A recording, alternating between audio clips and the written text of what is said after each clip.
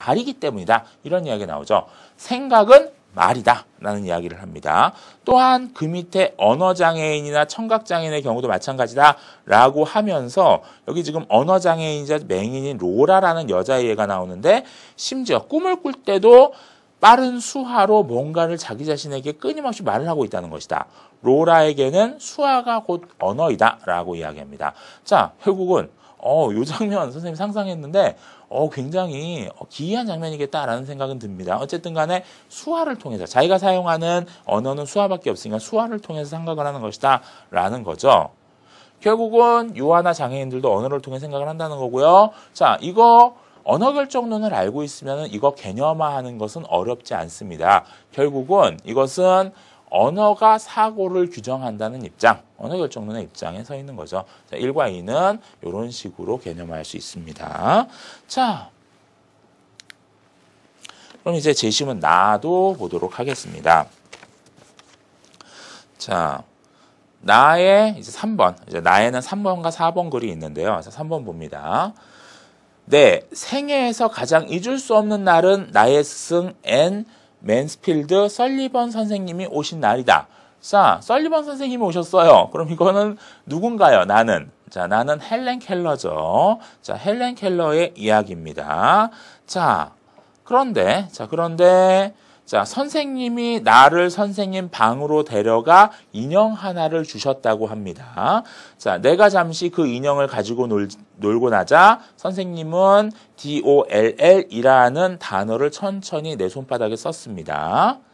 자, 그러나 나는 단어를 쓰는 것도 몰랐고 단어가 존재한다는 사실조차 몰랐습니다. 자, 헬렌 켈러는 눈도 보이지 않고 귀도 들리지 않습니다. 그래서 말도 제대로 하지 못했죠, 어릴 때는. 자, 삼중고를 겪었는데, 자, 이러한 상황 속에서, 자, 이 설리번 선생님은 헬렌 켈러를 잘 교육시키기 위해서 여러 가지 이제 체험 활동들을 시키는 겁니다. 자, 그럴 때 이 인형을 주면서 이 인형, L라는 단어, 이 DOL, 돌이라는 단어를 써준 거예요. 써줬는데, 그런데 나는 그걸 모릅니다. 왜? 이때까지만 해도 이 헬렌 켈러는 단어라는 것 자체를 몰랐어요. 그러다 그 이후에 이제 물이라는 단어를 인식하면서부터 단어를 알게 되는데 뭐 그건 여기 제시문에 나오지 않고요. 어쨌든 여기서 중심은 이겁니다.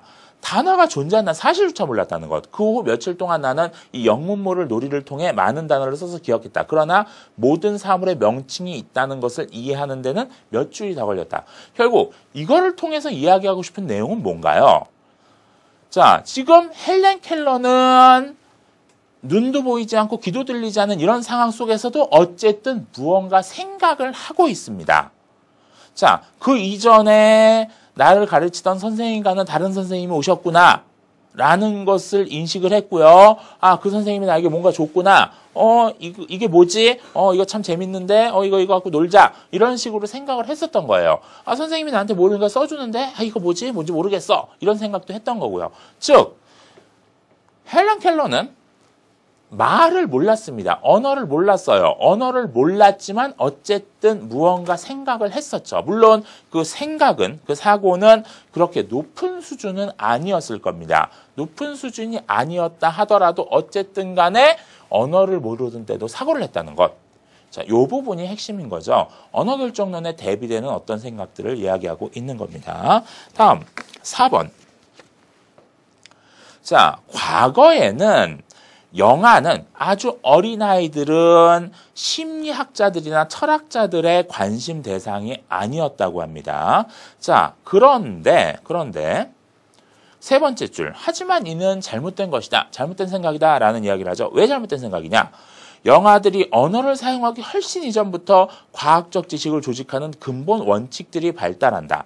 자, 결국 영아들은 언어를 배우기 이전에도 뭔가 머릿속에는 어떤 근본 원칙들이 존재한다는 겁니다. 그래서 영아는 세상을 나온 지 얼마 안 되어 곧 감각과 운동의 상호작용, 그리고 이것들과 환경과의 적응적 상호작용을 경험한다. 그리고 이 상호작용들은 점진적으로 분화되고 협응되고 숙련된다.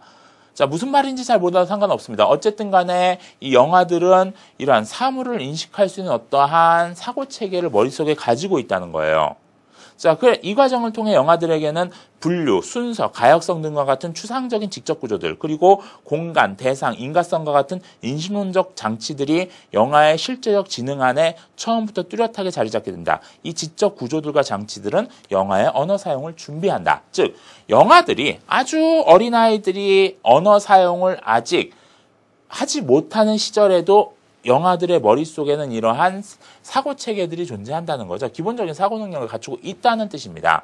자, 이거 언어 결정론을 비판하는 입장에서 어떤 추상 언어가 존재한다. 모든 인간들에게는 보편적으로 존재하는 그 추상 언어가 있다. 보편적 문법 체계가 존재한다. 라는 이야기가 나왔었죠. 사실 그 이야기일 수 있어요. 어쨌든 간에 중요한 것은 꼭 자연 언어를 알아야지 사고를 하는 것은 아니다. 아주 간단하게 바로 지금 태어난 그 아기들조차 생각할 수 있는 능력이 있다라는 이야기를 하고 있습니다. 결국은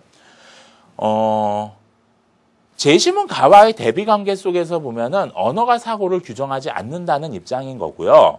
물론 그렇다고 해서 언어와 사고가 무관하다는 이야기는 아닙니다. 지금 영화의 사례에서도 그렇고 헬렌 켈러의 사례에도 그렇고 이 사고 수준은 그렇게 높은 수준은 아니에요. 결국은 사고가 고도로 발달하기 위해선 언어의 도움을 받아야 되죠. 자, 그러한 의미도 지금 내포되어 있는데 대비 관계만 중심으로 봐서 자, 이렇게 본 겁니다. 자, 이런 식으로 비교해 주면 됩니다.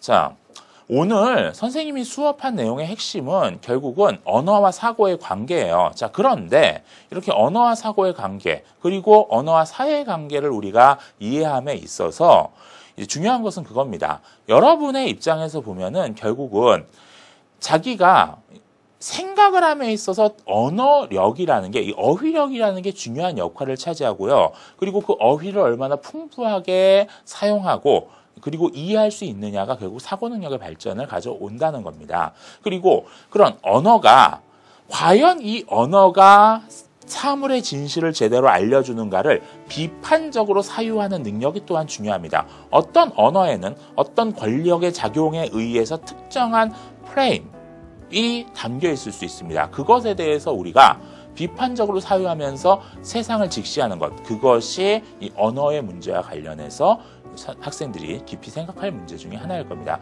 그런 것들이 논술 문제로 출제될 수 있습니다.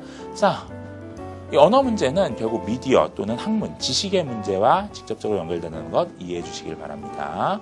자, 여러분들 긴 시간 고생 많으셨고요. 자, 이제 다음 시간에 또 다른 문제를 가지고 찾아뵙도록 하겠습니다. 여러분 수고하셨습니다.